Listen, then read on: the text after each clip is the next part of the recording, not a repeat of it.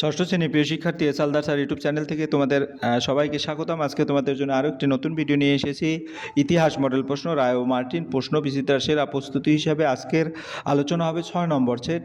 আর সেরাদের গল্প এবং পরীক্ষায় 100% নম্বর তোলার যে টিপস, সেটা আমি 3য় নম্বর সেটে দিয়ে দিয়েছি। তোমরা আমার ইউটিউব চ্যানেলে গিয়ে সেই সেটটি দেখে আসবে।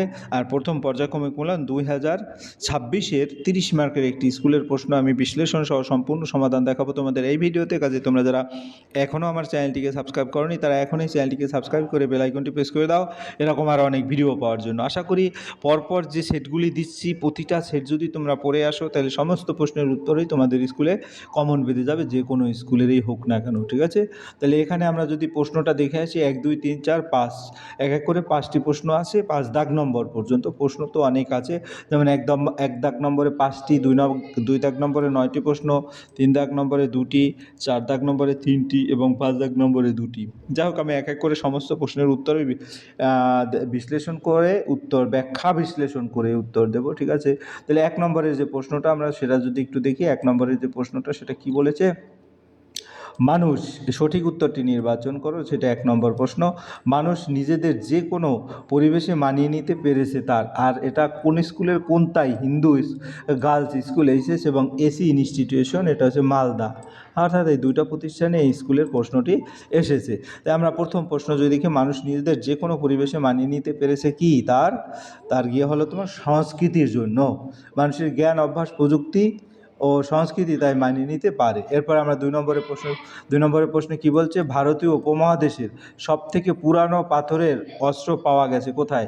কাশ্মীর সোয়ান উপত্যকায়, কর্ণাটকের হুসুঙ্গি উপত্যকায়, মধ্যপ্রদেশের নর্মদা উপত্যকায়, নাকি মহারাষ্ট্রের নেভাসাতে? আমরা উত্তর যদি দেখি এক এক করে, তাহলে উত্তর হবে কাশ্মীরের সোয়ান উপত্যকায়, অর্থাৎ খুব প্রাচীন পাথরের হাতিয়ার এখানে পাওয়া গেছে। এরপর 3 নম্বরের প্রশ্ন, ভীমবেটকা বিখ্যাত গুহার আঁকা ছবির জন্য, কৃষিকাজ, পশুপালন না কারিগরি শিল্পের জন্য? আমরা যদি বলি এটার উত্তর হবে গুহার আঁকা ছবির জন্য, অর্থাৎ এই নম্বরের উত্তর। প্রাগৈতিহাসিক গৃহচিত্রের জন্য বিখ্যাত এটা। যাই হোক, এরপরের প্রশ্ন হচ্ছে 4 নম্বরের প্রশ্ন, মহেঞ্জোদারোর কথার অর্থ। এটা 4 নম্বর যদি আমরা দেখাই দিই, 4 নম্বরটা কোথায়? এই যে 4 নম্বর, মহেঞ্জোদারো কথার অর্থ হচ্ছে অগ্নিস্তূপ, মৃতের স্তূপ, কাঠের স্তূপ না বন্দর? তা মহেঞ্জোদারোর কথার অর্থ হচ্ছে মৃতের স্তূপ, মাউন্ট অফ দি ডেড, এই অর্থই মহেঞ্জোদারো। এরপরের প্রশ্ন হচ্ছে তোমার, সবচেয়ে বড় স্নানাগার দেখতে পাওয়া যায় কোথায়? সবচেয়ে বড় স্নানাগার দেখতে পাওয়া যায় মহেঞ্জোদারোয়, অর্থাৎ 2 নম্বর উত্তর। এক এক করে 5টি প্রশ্নের উত্তর দিয়ে দিয়েছি 1 নম্বরে। এরপরে আমরা চলে যাব 2 নম্বরের প্রশ্ন। 2 নম্বরের প্রশ্ন কি বলছে, নিচের প্রশ্নগুলো নির্দেশ অনুসারে উত্তর দাও, অর্থাৎ কোনটা এমসিকিউ, কোনটা বেমানান, কোনটা সত্য মিথ্যা, শূন্যস্থান, এগুলি সব দিয়ে। তাহলে 1 নম্বরের প্রশ্ন শূন্যস্থান পূরণ করো। সেটা বলেছে শূন্যস্থান পূরণ কি, উত্তরপ্রদেশের ড্যাশ দুদিকে ধারওয়ালা ছুরি পাওয়া গেছে? আমরা যদি বলি উত্তরপ্রদেশের ব্লান উপত্যকায় দুদিকে ধারালো ছবি পাওয়া যায়, দুদিকে ধারালো হাতিয়ার পাওয়া গেছে। তারপর হোমো হ্যাবিলিস অর্থ ড্যাশ মানুষ, দক্ষ মানুষ, হ্যান্ডিম্যান, যন্ত্র বানাতে পারতো। বেমানান শব্দটি খুঁজে বের করো। কর্ণাটক, আফ্রিকা, মধ্যপ্রদেশ, রাজস্থান। এখানে আফ্রিকাটা হচ্ছে বেমানান, বাকিগুলো ভারতের রাজ্য, কিন্তু আফ্রিকা অন্য দেশের রাজ্য। এরপরে আমরা চলে যাব তোমার গিয়ে হলো 4 নম্বর, আদিম মানুষ প্রথম ও সর্বশেষ গৃহপালিত পশুর নাম কি? এফ কাদের বলে এবং আলতামিরা গুহাটি কোথায় অবস্থিত? পরের স্লাইডে আমরা এই 3টা প্রশ্ন দেখব। আদিম মানুষের প্রথম ও সর্বশেষ গৃহপালিত পশুর নাম হচ্ছে, প্রথম হচ্ছে কুকুর, সর্বশেষ ঘোড়া।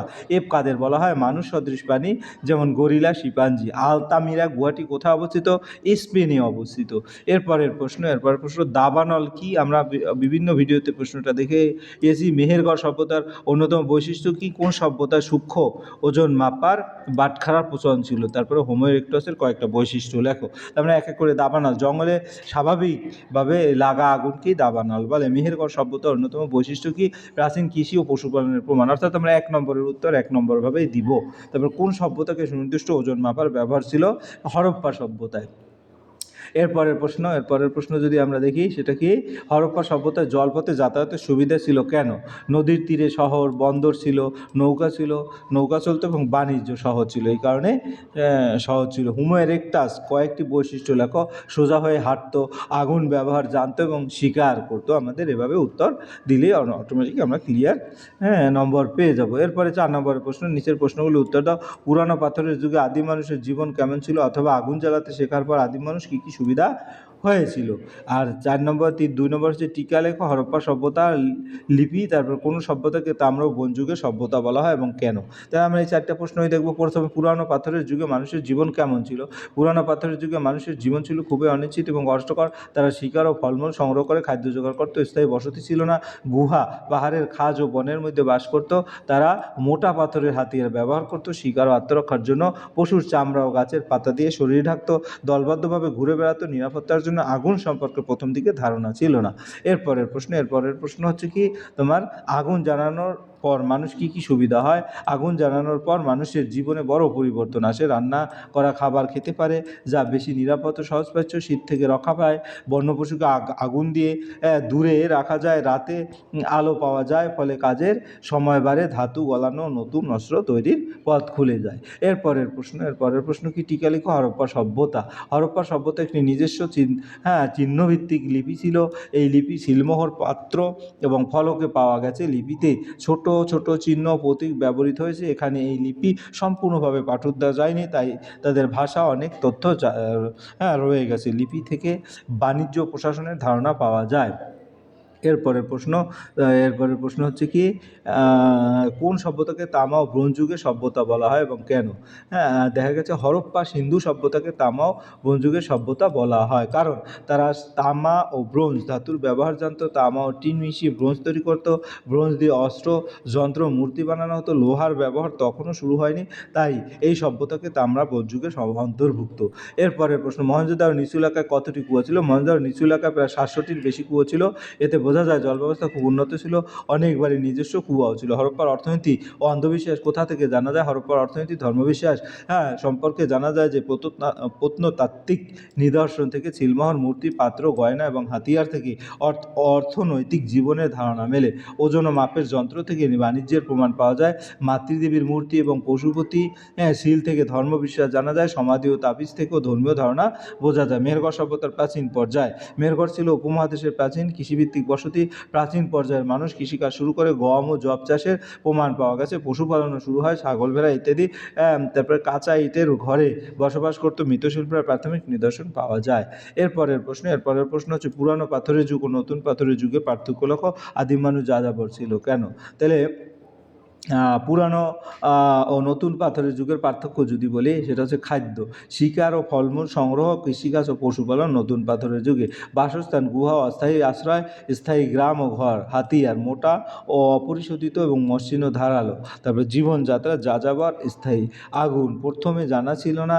আগুন ব্যবহারে দক্ষ, পেশা, শিকার এবং কৃষি কার্যশিল্প। তাই দেখা যায় নতুন পাথরের যুগে মানুষ জীবন বেশি উন্নত ও স্থায়ী ছিল। এরপরে এই ছিল তোমাদের সামগ্রিক আয়োজন। আর তোমরা যদি ভালোভাবে প্রশ্নটা দেখো, তাহলে কিন্তু ক্লিয়ার কনসেপ্ট তোমাদের হয়ে যাবে। এবং আগে পরে অনেক প্রশ্নের উত্তরই কিন্তু আমি বিভিন্ন ভিডিওতে দিয়ে দিয়েছি। পরিশেষে বলবো, ভিডিওটি দেখার জন্য অসংখ্য ধন্যবাদ। ভিডিওটি ভালো লাগলে লাইক, কমেন্ট, শেয়ার করতে ভুলবে না। আজ এই পর্যন্তই। ধন্যবাদ সবাইকে।